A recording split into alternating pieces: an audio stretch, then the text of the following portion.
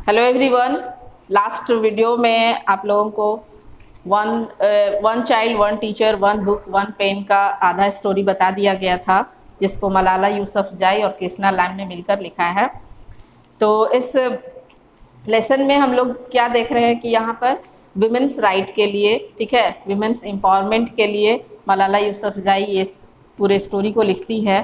और अपने मतलब जब वो पाकिस्तान में रहती थी और वहाँ से जब उसको यूरोप जाके रहना पड़ रहा है, तो किस तरह से उसका लाइफ जो है पूरी तरह से डिफरेंट एकदम से हो गया है, किस तरह से चेंज हो गया है लाइफ वहाँ और यहाँ के लाइफ में, लिविंग स्टैंडर्ड में काफ़ी मतलब बदलाव आ गया है।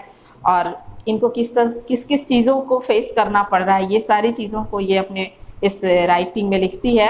और हम लोगों को भी अपने जीवन के बारे में समझा रही है, क्या एक्सपीरियंस रहा है अब तक का उसका।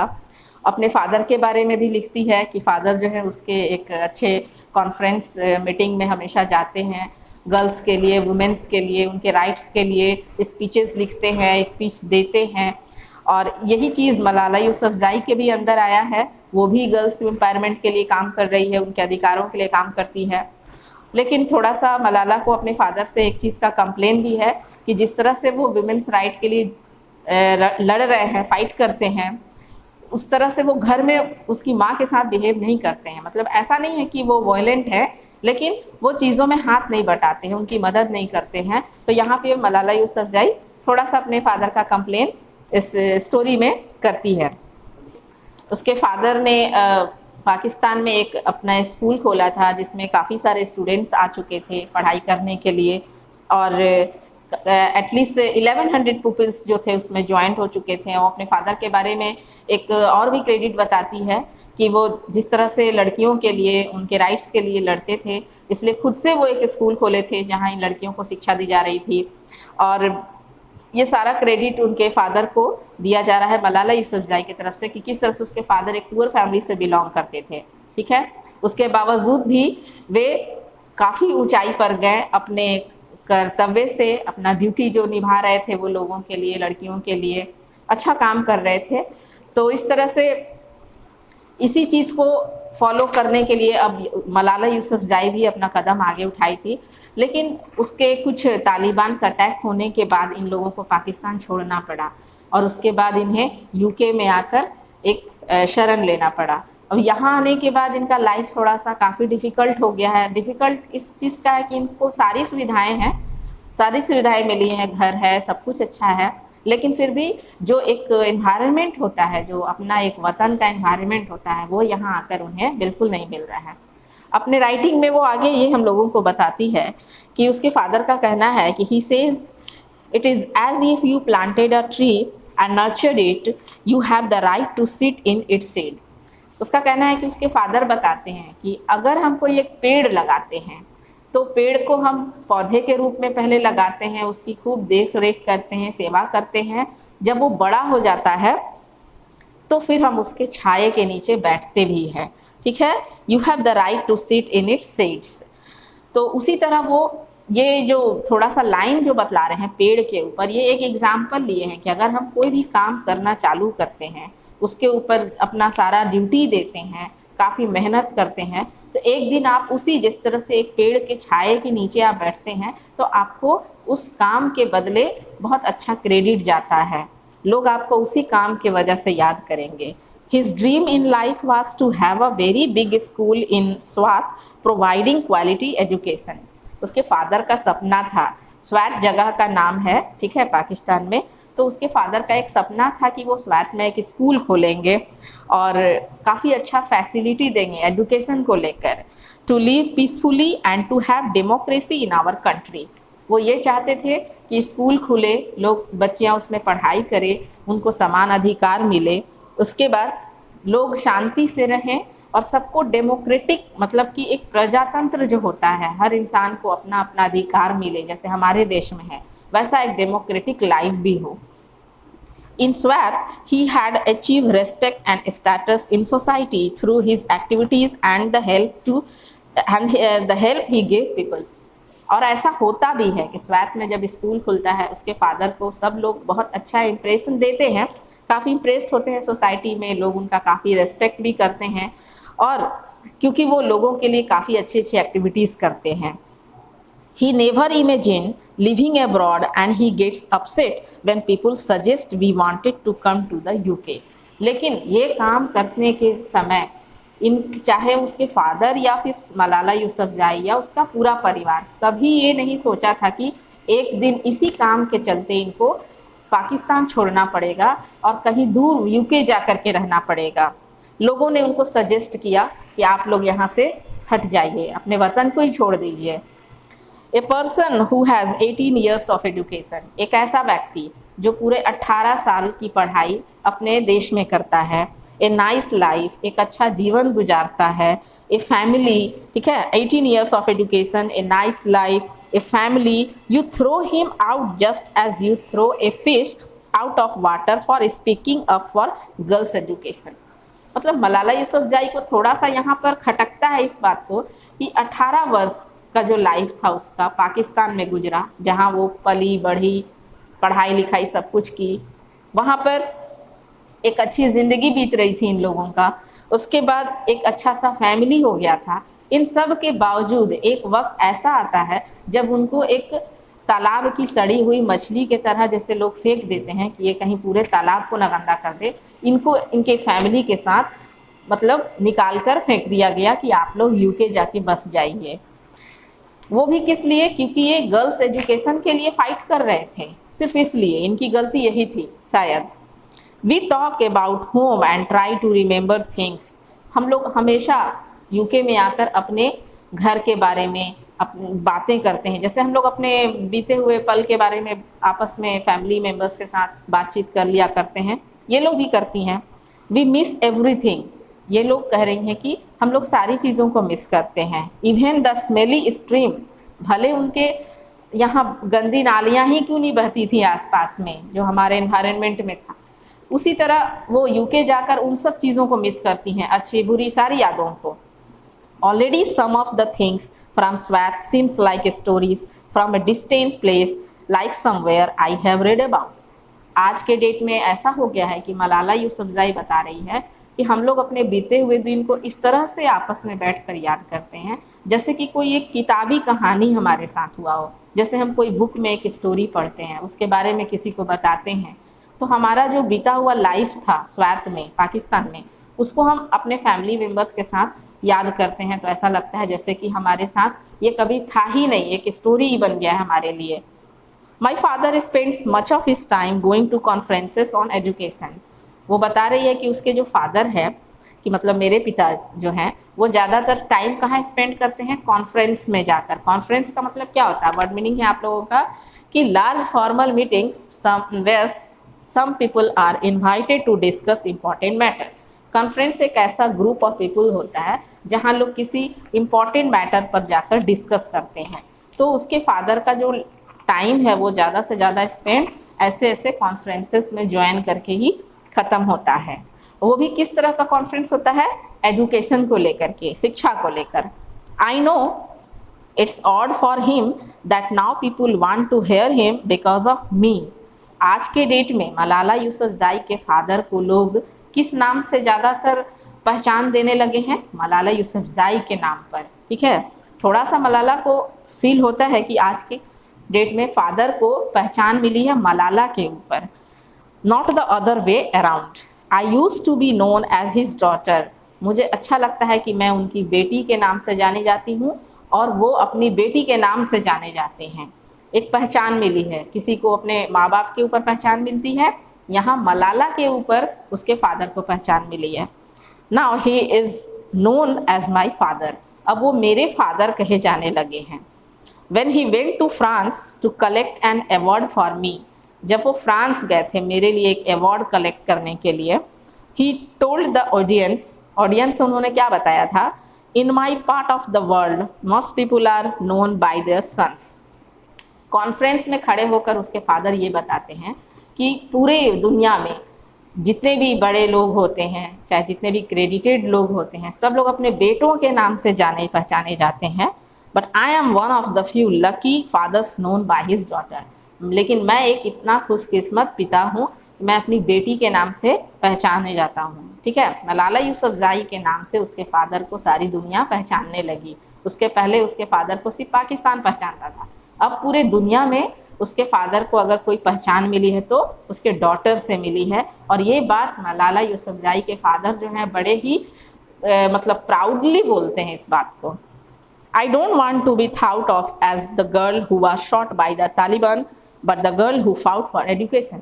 मुझे नहीं लगता है कि मेरे ऊपर जो अटैक हुआ था तालिबान को लेकर, उसमें शॉट मतलब उसको गोली मारी गई थी, शॉट किया गया था मलाला को, इसलिए क्योंकि वो गर्ल एजुकेशन के लिए एक कैंपेन चला रही थी, लड़ रही थी, उनके लिए फाइट कर रही थी, उसकी वजह से नहीं, बल्कि लोग मेरे नाम से मतलब पूरे दुनिया में सब लोग जानते हैं। This is the cause to which I want to devote my life. एक यही कारण है, काउज का मतलब यहाँ दिया है एन एम और a belief which a group of people support और फाइट फॉर।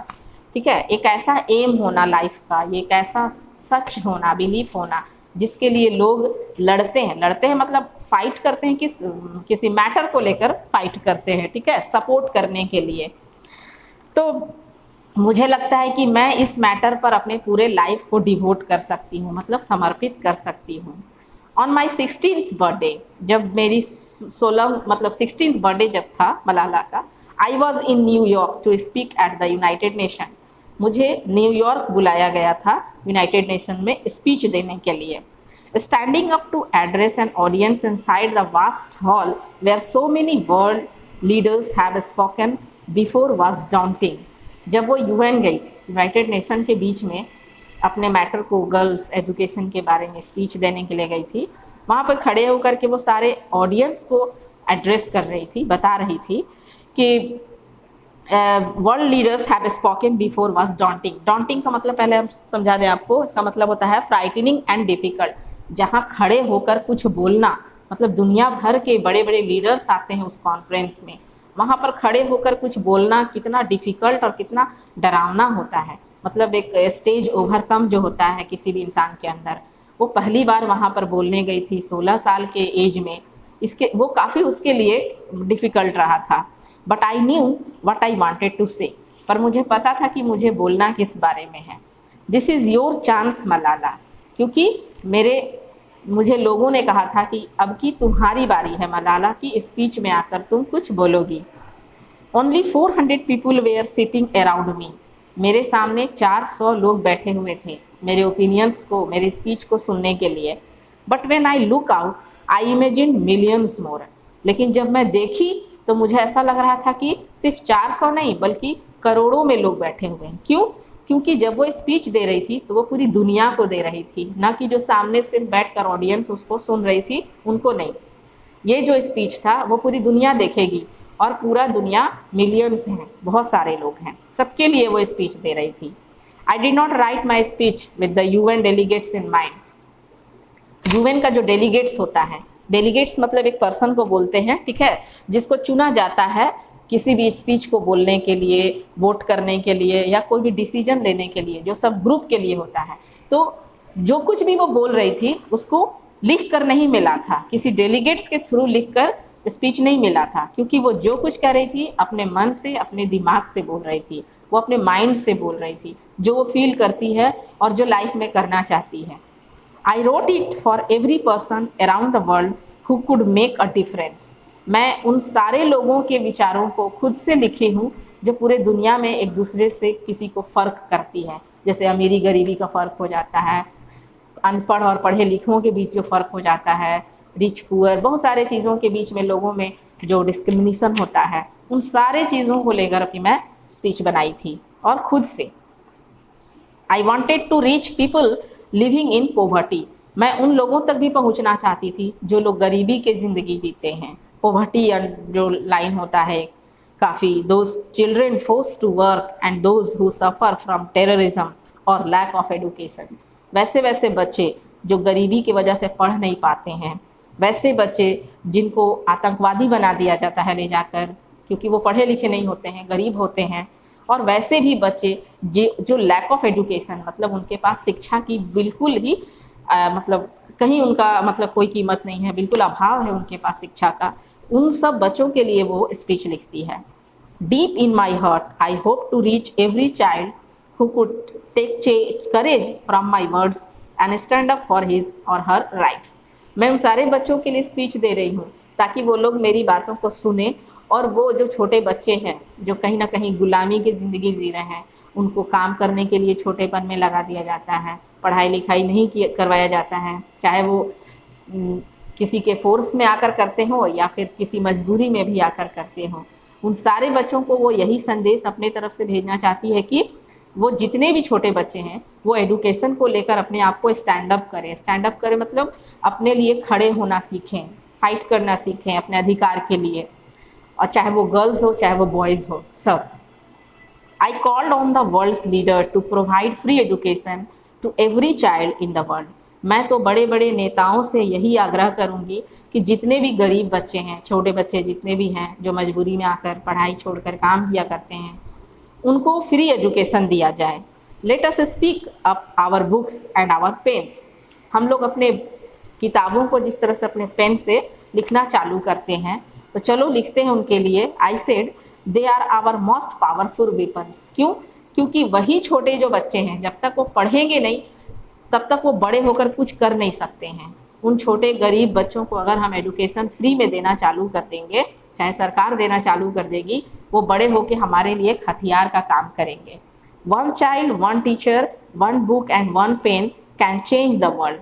आपके स्टोरी का जो थीम है, टाइटल है, वो भी है one child one teacher one book one pen. मतलब एक बच्चा और एक शिक्षक, एक किताब और एक पेन, जो हमारी कलम है, ये पूरी दुनिया को चेंज कर सकती है, पूरी दुनिया के मोटो को चेंज कर सकती है। I did not know how my speech was received until the audience gave me a standing ovation। मैं बस इस स्पीच को दिए जा रही थी तब तक कि लोगों ने मुझे स्टैंडिंग ओवेशन दिया था। मतलब इसके मैटर को, जो स्पीच का मैटर था, जो टॉपिक था, वो इतना सुंदर था कि सारे जो 400 लोग सामने ऑडियंस बैठे हुए थे, मलाला के ऊपर सब लोग तालियां बजा रहे थे और स्टैंडिंग ओवेशन भी मिला था। इसके ओपिनियंस, उसके जो पॉइंट ऑफ व्यूज़ थे जिसको वो स्पीच में डाली थी, सबको बहुत अच्छा लगा और सब लोगों ने उसका समर्थन किया। इसलिए उसके लिए सारे ऑडियंस जो थे खड़े होकर के उसको बढ़ावा देते हैं, स्टैंडिंग ओवेशन करते हैं उसको। तो ये जो स्टोरी है आपका, ये मलाला यूसुफजई, यहाँ पर एक छोटा सा पिक्चर मलाला यूसुफजई के लाइफ का एक दिया हुआ है, जहाँ पर वो अपने स्पीच को बता रही है। और बड़े ऐसे कई बड़े बड़े स्पीचेस और कॉन्फ्रेंसेस में वो भाग लेती है और अपने जो पॉइंट ऑफ व्यूज़ हैं एजुकेशन को लेकर, खासकर गर्ल्स एजुकेशन को लेकर, वो सारे देश दुनिया में घूम घूम कर देती है। और इस तरह से मलाला यूसुफजई आज हमारी बुक में भी इसके नाम को लिया गया है। और भी आप कई सारी कहानियाँ इनके बारे में पढ़ सकते हैं। वो काफ़ी यंगेस्ट गर्ल है और इतने छोटे मतलब एज में इतना बड़ा काम वो कर रही है कि पूरी दुनिया अब इसको जानने लगी है, मलाला यूसुफजई को। इसलिए उसने अपने एक राइटिंग में ये जो बुक वो खुद से लिखी है, जिसका नाम है आई एम मलाला। इसमें वो अपने जीवन के भी बारे में लिखती है और जीवन का लक्ष्य क्या है उसका, क्या डेस्टिनेशन है, क्या करना चाहती है लाइफ में, क्या मोटो है, एम है, उन सब के बारे में वो अपने राइटिंग में लिखती है। और इस लेसन को आप लोग बहुत बारीकी से पढ़ोगे 2 बार 3 बार, क्योंकि आप लोगों का जब भी PA1 का टेस्ट होगा ऑनलाइन, तो इस बुक के अंदर से बहुत सारा छोटा छोटा आपको वर्ड मीनिंग्स तो आएगा ही, साथ में बहुत छोटे छोटे आंसर्स को भी देने के लिए काफ़ी हेल्प मिल जाएगा अगर आप इस लेसन को इस लेसन को क्या, जो अब तक पढ़ाई पहले भी हो चुका है उसको भी, क्योंकि आपको वर्ड्स में आंसर करना है, ठीक है, स्टेटमेंट में तो देना नहीं है। तो आपको वर्ड्स में जानने के लिए बुक को बहुत अच्छे से पढ़ना पड़ेगा। आप वीडियो को बार बार देखना, बुक्स को, लेसन को बार बार पढ़ना। यस, तो आप लोगों का ये लेसन जो था स्टोरी मलाला यूसुफजई का एंड हो गया। और इसके आगे अब हम लोग देखेंगे कि इस लेसन में आप लोगों का थोड़ा ऑब्जेक्टिव्स आंसर्स है। तो नंबर ए में है आपका पेज नंबर 19 में कि tick the most appropriate option. ठीक है, जो आपको ऑप्शन अच्छा लगता है स्टोरी को पढ़ने के बाद उसको आप टिक लगाएंगे या फिर उसको अपने फेयर कॉपी पे लिखेंगे उस ऑप्शन को। क्वेश्चन नंबर 1 है Malala says we are just a wall's distance from the next house but it feels miles away. यहाँ पे मलाला कहती है कि जब यूरोप में वो लोग रहने के लिए गई, वहाँ पे फ्लैट्स अगल बगल थे एक दीवार एक दूसरे को अलग करता है, लेकिन फिर भी ऐसा लगता था कि एक फैमिली दूसरे फैमिली से करोड़ों माइल्स दूर हैं। ऐसा क्यों? तो इसका आंसर आपको है डी नंबर का ऑप्शन। ठीक है, आंसर नंबर 1 में डी होगा, जिसका आंसर है they do not see their neighbours और meet them as they did in Swat. ऐसा इसलिए क्योंकि उन्होंने कभी अपने बगल वाले नेबर्स को, जो पड़ोसी होते हैं, ना तो उनको कभी उन लोग देख पाई थी, ना उनसे कभी मिलना जुलना हुआ था, जैसा कि पाकिस्तान जब वो लोग स्वैत में रहते थे वहाँ हुआ करता था। आपको बताया ही गया है कि पाकिस्तान का लाइफ, उनका कल्चर जो था कितना मतलब सोशल था, काफ़ी लोग एक दूसरे के साथ मिलना जुलना, उठना बैठना हर वक्त किया करते थे। यहाँ पर बिल्कुल वैसा नहीं है। नंबर 2 है आपका question, Malala sits alone in her room doing a jigsaw puzzle because. Malala जो है अपने रूम में बैठकर टाइम पास करती है, जब भी उसका कोई एक्स्ट्रा टाइम होता है तो जिक्सॉ पजल यानी कि कुछ पजल खेलने में, गेम खेलने में बिताती है। आखिर क्यों? इसका आपका आंसर है ऑप्शन सी, 2 का सी है। आंसर है कि देयर आर नो गेस्ट और visiting friends to spend with. ठीक है, एक टाइम था जब स्वैत में ये रहते थे तो इनके पास जब भी कोई पार्ट टाइम होता था तो नेबर्स के साथ गुजर जाता था, लोग घूमने फिरने आया करते थे। लेकिन यहाँ यूके में इनके पास कोई गेस्ट विजिट के लिए नहीं आते हैं, तो ऐसे फ्री टाइम में वो अपने रूम में बंद होकर कुछ ना कुछ गेम्स वगैरह खेलते रहती है, पजल बनाती रहती है। अब है 3 नंबर का क्वेश्चन कि Malala teases her father. Malala अपने फादर को थोड़ा ना टीज करती है, मतलब थोड़ा एक कंप्लेन है उसका फादर से, क्या अबाउट। इसका आंसर आपको है 3 का B number, option number B है, not helping her mother though he talks about women's right. जबकि उसके फादर वुमेन्स राइट के बारे में ही बात करते हैं, फिर भी घर में उसकी माँ का कभी हेल्प नहीं करते हैं। इस बात से वो अपने फादर को थोड़ा टीज करती है। पेज नंबर 20 में आएंगे हम लोग, और यहाँ क्वेश्चन नंबर 4 है कि some of the things from Swat seems like stories from a distance place to Malala's family. Malala के फैमिली के लिए स्वैत छोड़कर जब यूके आए थे तो स्वैत के बारे में जब वो अपने पुराने थाउट्स को याद करते थे तो एक स्टोरी सा फील होता था, ऐसा लगता था कि कोई स्टोरी की बात कर रहे हैं, कभी बीता हो इनके ऊपर नहीं। इसका आंसर है क्वेश्चन 4 का डी नंबर ऑप्शन है, और so much has happened to them since they left Swat. ऐसा इसलिए क्योंकि स्वैत छोड़ने के पहले इनके साथ काफ़ी कुछ वहाँ पे घटना हुआ, ठीक है, जिसको कि ये लोग अब एक स्टोरी के रूप में याद करते हैं। तो आपका ये ऑब्जेक्टिव आंसर जो था ए नंबर का, ये तो बता दिया गया ब्लैक बोर्ड पर, आप लोग इसको फेयर भी करना। इसके बाद क्वेश्चन नंबर डी पर आएंगे पेज नंबर 20 में, जिसमें आपको आंसर देना है, थोड़ा सा डिस्क्रिप्टिव है आंसर। क्वेश्चन नंबर 1 है आपका, why does Malala's father spend a lot of time going to conferences on education. Malala के जो पिताजी हैं, जो फादर है उसके, कॉन्फ्रेंसेस में बहुत टाइम जो है अपना स्पेंड करते हैं, और कॉन्फ्रेंस में किस पार्ट मतलब टॉपिक पे पार्ट लेते हैं, तो एजुकेशन के ऊपर। इसका आंसर आपको दिया गया है, मलाला's father spends a lot of time going to conferences on education because he supports or fights for girls' education and their rights. He speeches all around the world about them. Malala के father conference में किस लिए जाया करते थे? Women's और girls empowerment के लिए, उनके एजुकेशन के लिए, उनके राइट्स के लिए वो बोलने जाते थे स्पीच में, और पूरे दुनिया भर में वो घूम घूम कर उनके बारे में स्पीच दिया करते थे। तो इस तरह से मलाला के फादर का टाइम जो है बीतता था कॉन्फ्रेंस में जाकर। क्वेश्चन नंबर 2 है आपका, why did Malala's father think he was lucky. ऐसा क्या हुआ जिसके वजह से मलाला के फादर अपने आप को लकी समझते थे? आंसर आपका है कि Malala's father thinks he was lucky because all the part of world most of the people are known by their sons but he is one of the few lucky fathers known by his daughter.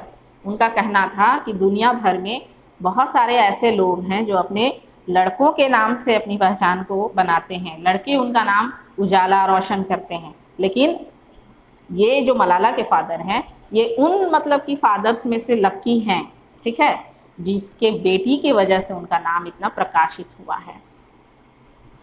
तो ये उसके father अपने आप को इस वजह से lucky समझते हैं, ठीक है, अपने डॉटर्स के नाम पर उनका एक पहचान बना। क्वेश्चन नंबर 3 है आपका, what is the cause Malala wants to devote her life to, ऐसा कौन सा वजह था जिसके लिए मलाला अपने पूरे लाइफ को समर्पित करना चाहती है?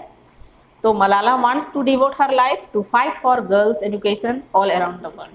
मलाला अपने स्टोरीज़ में, अपने राइटिंग में यही बताती है कि वो अपने पूरे लाइफ को गर्ल्स एजुकेशन के लिए समर्पित करना चाहती है। ठीक है, वो अपने पूरे लाइफ को लड़कियों के पढ़ाई लिखाई पे, उनके शिक्षा पर, जो भी छोटे छोटे और बच्चे हैं उनके लिए सबसे ज़्यादा जोर वो एजुकेशन पर देगी, क्योंकि उसका मानना है कि जब तक बच्चे या फिर गर्ल्स शिक्षित नहीं होंगी वो लाइफ में किसी भी मैटर को लेकर अपने राइट्स के लिए फाइट नहीं कर सकेंगी, उसके सपोर्ट्स पे स्टैंड अप नहीं कर पाएंगे। ठीक है, इसलिए शिक्षा बहुत ज़रूरी है, एजुकेशन खासकर गर्ल्स के लिए, जो कि पाकिस्तान में जहाँ वो जिस कल्चर में रह रही थी वहाँ वैसा नहीं था। लड़कियों के पढ़ाई लिखाई पर वहाँ पर बहुत ज़्यादा दबाव है। इस चीज़ को वो उजागर करना चाहती है और उनके लिए काम करना चाहती है, स्पेशली फॉर गर्ल्स। तो इस तरह से आपका ये लेसन आज पूरी तरह से कंप्लीट हो गया है। आप लोग अपना ये फेयर जो है अच्छे से कॉपी पे कर लोगे। जब भी कॉपी मंगवाया जाएगा इसको अच्छे से चेक किया जाएगा, देखेंगे हम आप लोग कितना काम करते हो। ठीक है, और हाँ, जैसा कि आपको बताए हैं, लेसन को बहुत अच्छे से पढ़ोगे और सिर्फ लेसन को ही नहीं, आपका पेज नंबर 20, 21 इस लेसन का जो है काफ़ी इंपॉर्टेंट है। इसमें कुछ एक्स्ट्रा वर्ड मीनिंग्स भी दिया गया है। ठीक है, कुछ ऐसे वर्ड मीनिंग्स आपको आपके PA1 के टेस्ट में आएंगे जो आपके बुक के लेसन के अंदर नहीं है। ठीक है, आपको आपके एक्स्ट्रा एक्सरसाइजेज में भी मिलेगा, इसलिए आपको ये सारे चीज़ों को पढ़ने की ज़रूरत है, इवन क्वेश्चन आंसर्स ऑल्सो। तो इसको आप लोग अच्छे से जब तक फिनिश नहीं करोगे तो आंसर आप नहीं दे पाओगे। भले वो 1 वर्ड का आंसर है लेकिन आपको पढ़ना पड़ेगा उसके लिए। ठीक है, तो इसको आप लोग कंप्लीट करो, फिर इसके बाद जो भी नेक्स्ट लेसन होगा या पोएम होगा उसको हम लोग डिस्कस करेंगे और फिर यूनिट 2 में हम लोग आगे बढ़ेंगे। चलिए।